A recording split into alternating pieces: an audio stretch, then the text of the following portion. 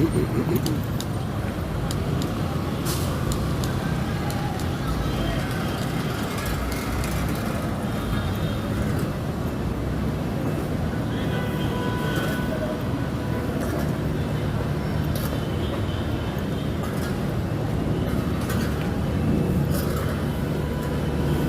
morning po sa inyong lahat.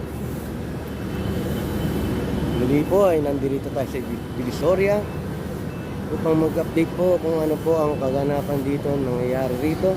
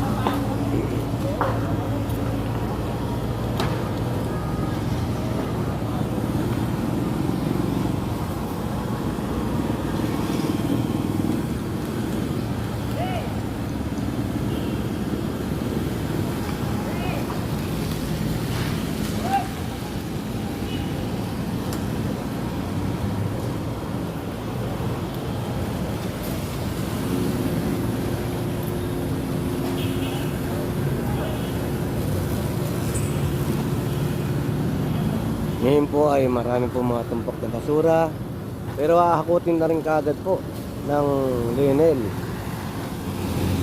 ang mga tumpok na basura yan. Ngayon po kasalukuyan pong inahakot po ng Lionel ang basura upang maging malinis na po ang kahabaan ng Divisoria. Katawang po ng paglilinis dito, kasama po natin ang mga DPS sweeper na nililinis ang kahabaan ng Divisoria mula Wanduna hanggang Asuncion.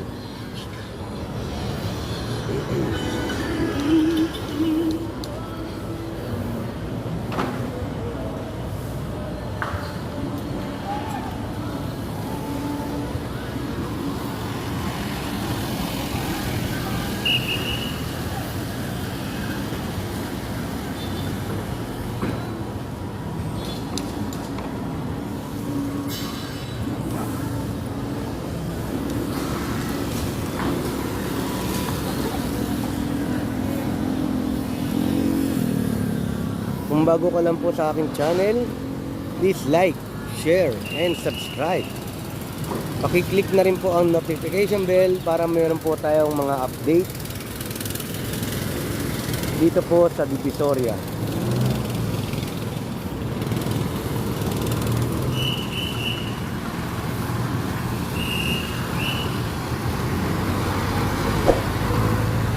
Sa bandang Carmen Planas po ay malinis na po ang lugar.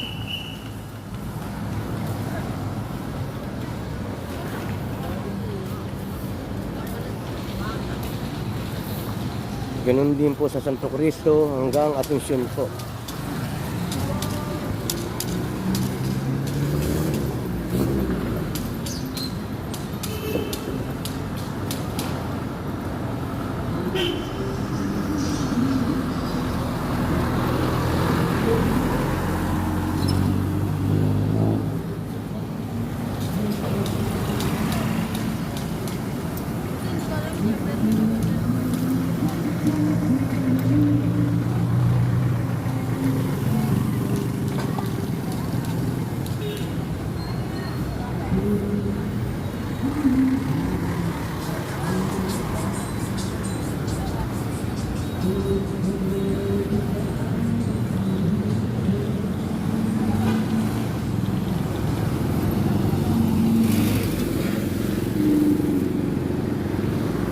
Kung nagtatanong po kayo kung bakit ganitong karami ang basura, kasi po pagdating po ng alas 5 ng hapon ay naglalatag na po ang mga nagtitinda rito. Sari-sari po paninda ang mga tinitinda rito. Pagdating naman po ng alas 4 ng madaling araw ay nagliligpit na po sila at ayan po ang naiiwan na basura. At tinutugon na naman po ng Lenel ang mga basura rito. Hinahakot kaagad nila. Kung pagdating po ng umaga ay wala na pong kalat at maganda na po ang daloy ng trapiko dito.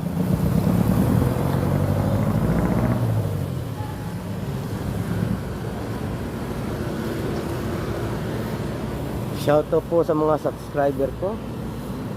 Thank you po sa pagtangkilik sa akin. Ganun din po sa mga kababayan natin na OFW. Mag-iingat po kayo palagi. Shoutout din sa aking pinsan na nasa Qatar.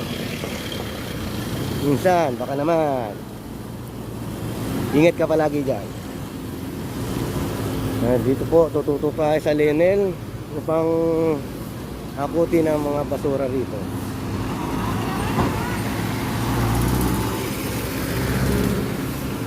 Nakaantabay rin po sa kanto ang flashing operation team ng MDRRMO. Hinihintay lang po nila matapos hakutin ang basura rito bago sila magsimula mag-flashing. Ayan na po, dumating na po isang truck nila. Siguraduhin malinis, walang kalat ang kabaan ng Divisoria.